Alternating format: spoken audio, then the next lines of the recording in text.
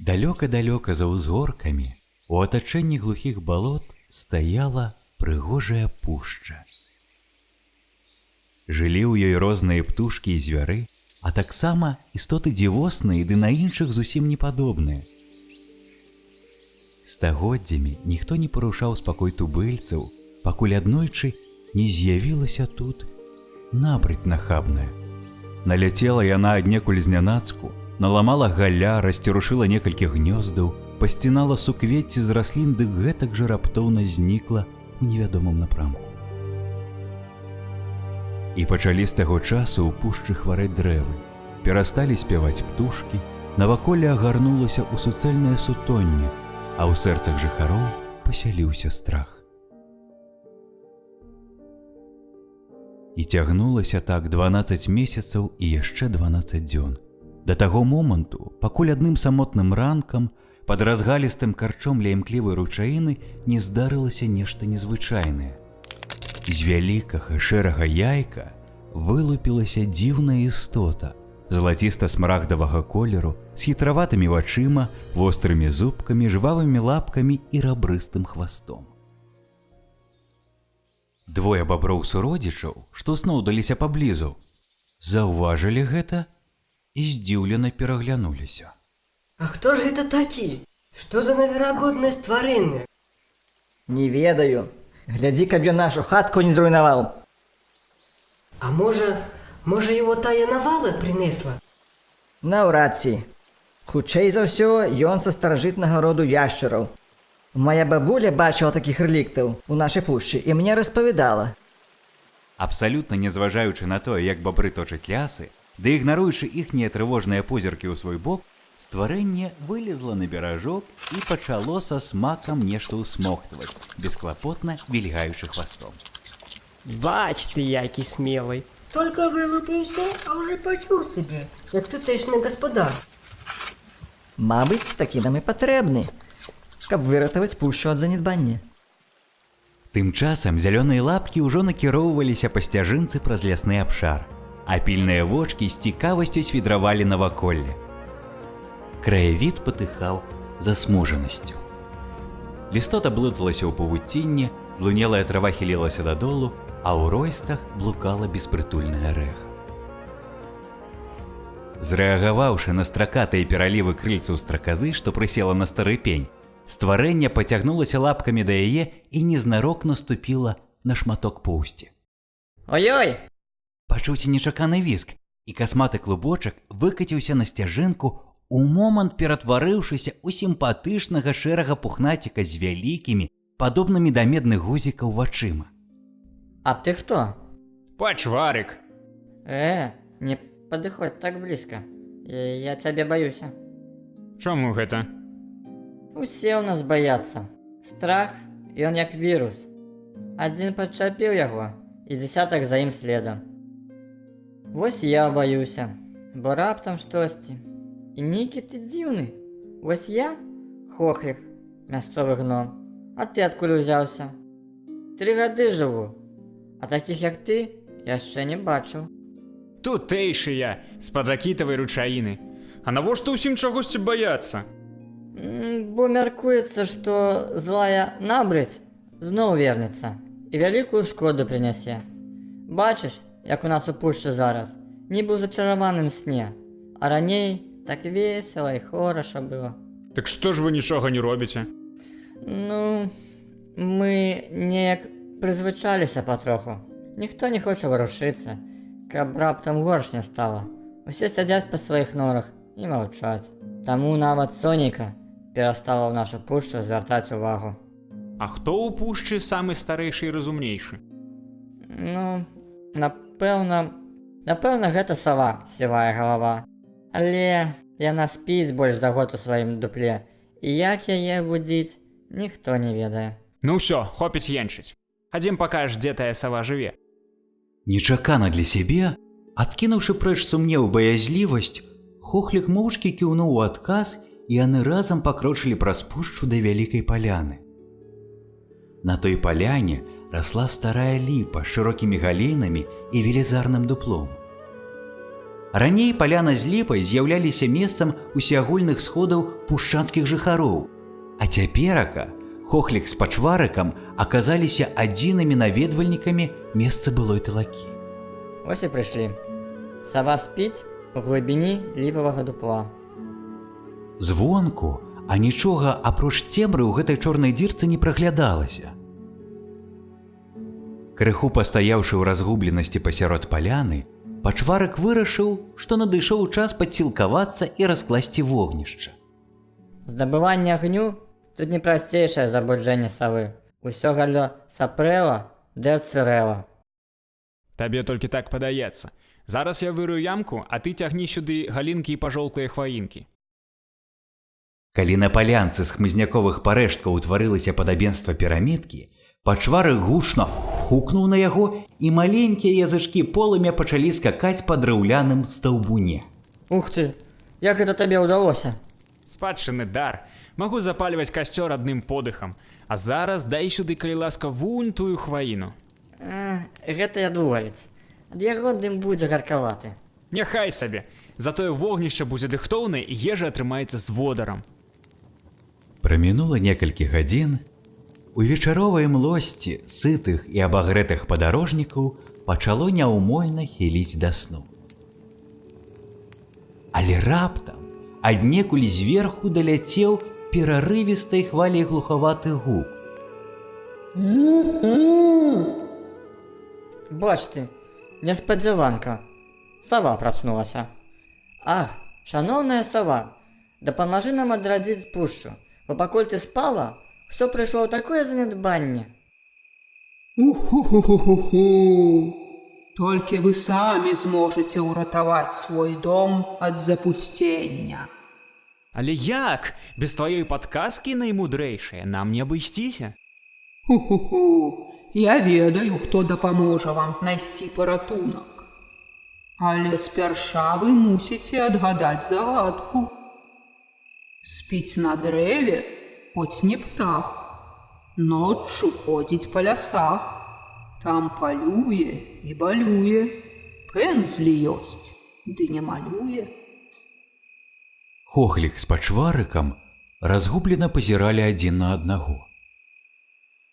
Спіць на дрэве, жыве ў лесе і пэнзлі мае. Хто б гэта мог быць? Ты старэйшы, па пушчы шпацыраваў, шмат каго дзе бачыў. А можа гэта... рысь? Угу, правильно. Як розум ёсць, дык будзе ўсё ў парадку. Так, менавіта рысь правядзе вас праз імшару да прошчы, дзе жыве супольнасць светлякоў. Іх род захоўвае чароўны ліхтарык, які ажыўляе наваколле. Але самі светлякі могуць толькі падтрымліваць святло ў ліхтарыку. Калі ж яно згасае, як і ў выпадку, які адбыўся пасля нашэсця, дык узнавіць святло нанова самастойна яны не ў стане. Больш за тое, запальваць ліхтарык трэба акурат пасярод ночы, калі ззяе месяц, а неба не зацягнута хмарамі. Дакладнасць і адказнасць, кемлівасць і смеласць – ось найважнейшыя рэчы ў гэтай справе. Усё зразумела, апроч аднаго. Як жа нам знайсці рысь? Што можа быць прасцей? Бачыце тую вузкую сцежку, якая пачынаецца паміж двух кустоў арэшніку? Трэба ісці строга па ёй і нікуды не збочваць. Тады патрапіце наўпрост у патрэбнае месца. Рысь жыве на ўскрайку пушчы, у густым гушчары ля высокай сасны.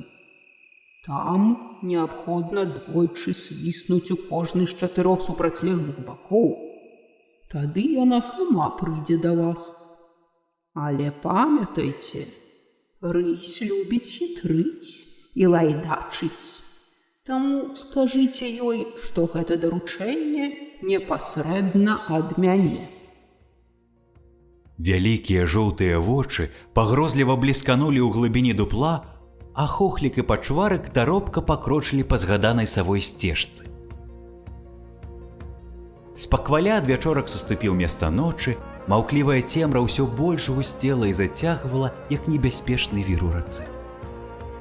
Хохлік міжволі пачаў уздрыгваць і ўсхліпваць, але хады не спыняў, ледзь паспяваючы за Пачварыкам, які без ваганняў рушыў наперад. Неўзабаве наперадзе з'явілася прагаліна з высокай сасной. Пасля 8-га пасвіствання дрэвы марудна заварушыліся, і ля сцежкі нячутна з'явілася таямнічая постаць з вусамі. Хто і чаму прыйшоў у маю майстэрню без запрашэння? Прывітанне табе, пані Рысю, ад савы. Яна сказала, толькі ты зможаш дапамагчы нам патрапіць да святлякоў. Я, канешне, магу. Але навошта вам тыя светлякі? Мы шукаем чароўны ліхтарык, каб адрадзіць пушчу. Якія наіўныя фантазёры. І чаго вам бракуе? Я вось шмат дзе бываю. У іншых пушчах яшчэ горш жывуць. Рысю, не загаворвай нам зубы. Лепш адразу адкажы, будзеш нам спрыяць ці не? Мы ўжо такі доўгі шлях прайшлі. Добра, правяду вас. А то ж мне потым сама жыцця не дасць. Паляванне сапсуе. Толькі варта паспяшацца. Пасля поўначы у імшара узнімаецца ўзровень вады. І да светляковай прошчы не падбярэшся. Сядайце мне на спіну, так будзе шпарчэй. І яны паляцелі, нячутна падскокваючы на мяккіх расіных лапах, наўздагон за святлом зорак і насустрач сябрыні светлякоў, прашчылены ў спляценні дравесных галін над аброслым мохам купінамі і багністым нерушам. Урэшце, ля грыбніцы побач з малым ельнічкам рысь спынілася. Усё далей самастойна, бо мне яшчэ назад трэба паспець. Чакайце тут, светлякі зараз з'явяцца. Вони жа мільгацяць у паветры. І сапраўды, да ельнічка з усіх бакоў набліжаліся маленькія яскравыя агеньчыкі, якіх станавілася ўсё больш і больш. Хохлік і Пачварык, не згаворваючыся, узнялі позіркі ў неба. Там не было ніводнага воблачка. Зоркі ў вышыні, здавалася, перамігваліся з рухомымі зоркамі на зямлі, светлякамі. Яны кружлялі вакол і ўтваралі ціхі рытмічны спеў, ад якога ў душы станавілася светла і прыемна. Некуды спакваля знікалі адбіткі былога страху, а замест яго з'яўлялася жаданне танчыць і агарнуць у абдымках цэлы сусвет. Паглыбленыя ў свае летуценні, юныя вандроўнікі зачаравана назіралі, як карагод сотняў светлякоў утварае велічэзную гірлянду, што ўпрыгожыла ельнічак. І тут Хохлік заўважыў, што на галінцы адной з ялінак трымціць нейкая адмысловая рэч. Неверагодна! Гэта ж той самы чароўны ліхтарык! Мы ўжо шмат часу не можам запаліць яго. Пачуўся шэпт мноства светлякоў. Тады Пачварык падышоў да дрэўца, па-свойску зняў ліхтарык і працёр у ім шкельцы. А пасля, крыху адсунуўшы адно са шкельцаў, хукнуў на ліхтарны кнот, яго зачапіла іскра і маленькі агеньчык заплясаў унутры. Вось дык цуд! Урэшце, наша пушча абудзіцца! Ты выратаваў нас! Ліхтарык зноў гарыць! І цяпер мы ніколі дамо яму загаснуць! Я больш нічога не баюся! Ды гэта не я, а ўсе мы разам! Без цябе я не патрапіў бы сюды, і без дапамогі савы, рысі і светлякоў мы не здолелі б гэтага зрабіць! Так, сапраўды! Разам заўсёды прасцей перамагаць страх і адольваць бяду. І Хохлік, падхапіўшы Пачварыка за лапку, далучыў яго да бліскучага сяброўскага карагоду са светлякамі пад узнёслае шамаценне абуджанай пушчы.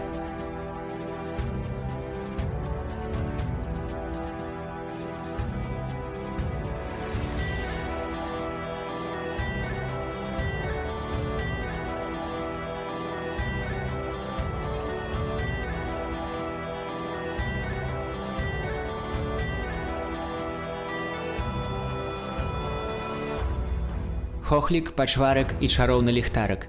Казка Ірыны Хадарэнка. Ролі агучвалі Максім Карасцялёў, Алексей Дураў, Серж Трухубович, Юры Шаўчэнка, Сяржук Сай, Ірына Хадарэнка, Каця Нікітенка. Музычнае суправаджэнне Артур Матвеенка і Гур Дзівія. Монтаж і гукаапрацоўка Сяржук Сай. Выява Юлія Рудзіцкая. Запіс зроблены на студыі Крумкач пры падтрымцы Беларускай асветніцкай лігі Амерыкі. Нью-Йорк, 2019 год.